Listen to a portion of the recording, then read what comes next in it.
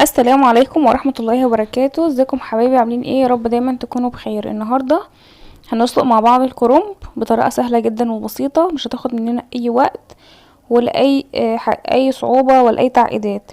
هنجيب حلة على قد الكرنباية، او مش شرط يعني تكون حلة كبيرة، هنملاها مية بالشكل اللي انتوا شايفينه ده. هننزل فيها بنص ليمونة علشان طبعا الحلة ما تسودش، ده بعيدا عن اي حاجة خالص.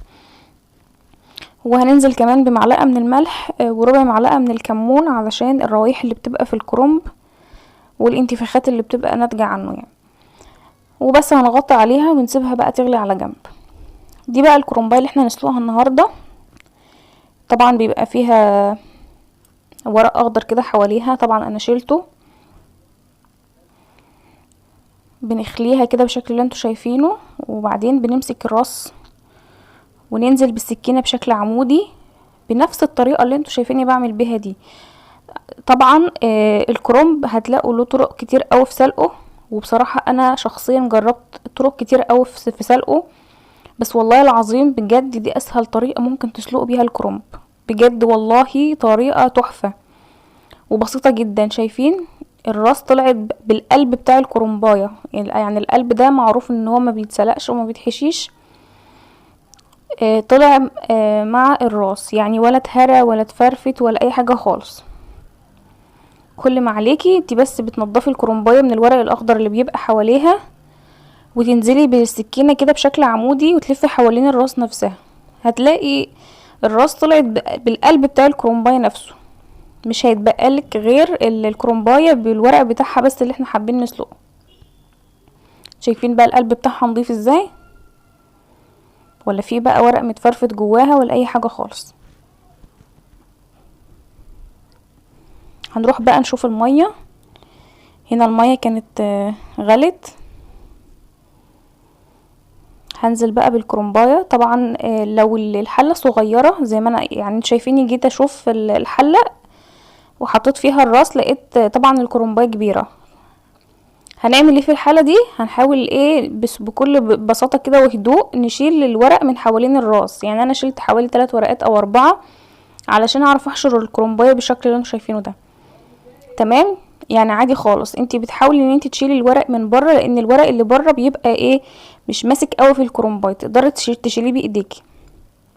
طبعا انا شيلته بايديا وحطيت الكرنبايه براسها بقلبها، يعني شايفيني حطيتها ازاي. بنكفيها على ايه، على التجويف المفتوح ده الاول لحد ما الميه بتتغلغل جوه ورق الكرنب ذاته. بتسيبيها حوالي نص دقيقه على الوش الاولاني، وبعدين تقلبيها تاني على ظهرها. يعني هي الوقت في التوتال كله تقريبا دقيقة ونص، دقيقتين يعني مش اكتر. كده كل الورق كان شرب من المية. هسحب بقى ورقة ورقة كده بكل بساطة وبكل سهولة. طبعا لو ما عندكيش المساكة دي ممكن بشوكة، عشان بس الموضوع يبقى بحرص، عشان المية بتبقى مغلية وايدك يعني. بس كده الورق كله اتسلق، يعني بكل بساطة خالص هتسحبيها بس بالمساكة دي.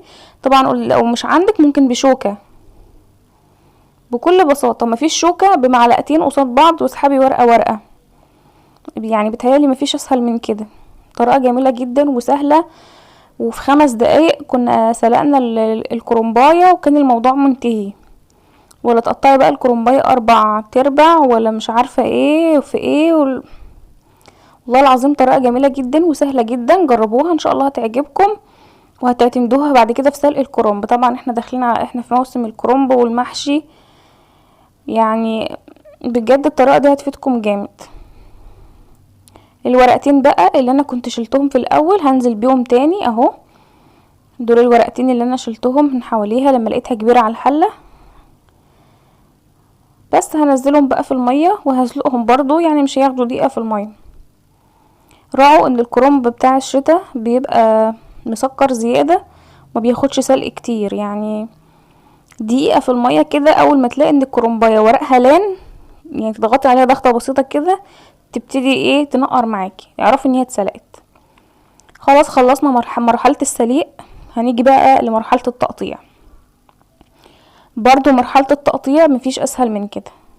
شايفين بنمسك الورقة بالشكل اللي انتوا شايفينه ده، ونلف الورق كده. طريقة جميلة جدا جدا، ولا بتخضري بقى في الورق ولا بتمسكي على الرخامة ولا اي حاجة، وانتي واقفة هتلاقي نفسك خلصتي في ثانية. بتقطعي طبعا على حسب المقاس اللي انتي حباه، اللي انتي شايفاه مناسب.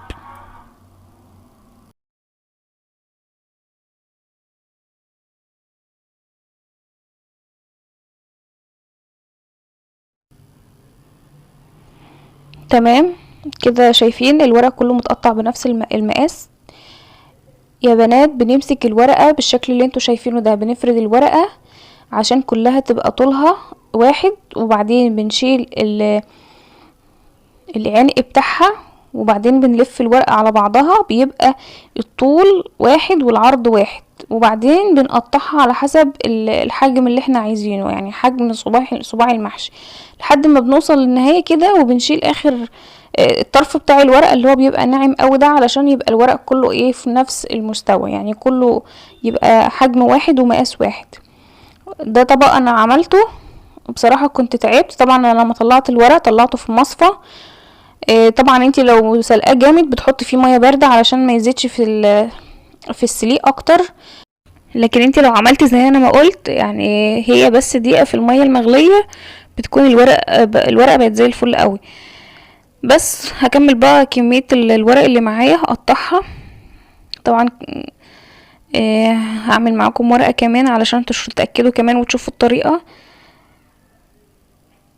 بنمسكها كده ونفرد الورقة عشان يبقى الطول مناسب، طولها الورق كله يبقى في الطول واحد وفي العرض واحد. وبعدين برضو بنقطع بالايه الحجم اللي احنا نشوفه مناسب، يعني تحبي الصباع طويل الصباع قصير، حاجة بترجع لك. اهم حاجة ان في النهاية الطرطوفة النهائية دي بتبقى اتشالت. وده كان شكل الورق اللي طلع من الكرنبايه كلها. يا رب تجربوا طريقتي وتعجبكم، ان شاء الله هتعجبكم لانها طريقه سهله وبسيطه. متنسوش تضغطوا لايك للفيديو واشتراك للقناه، وشكرا والسلام عليكم ورحمه الله وبركاته.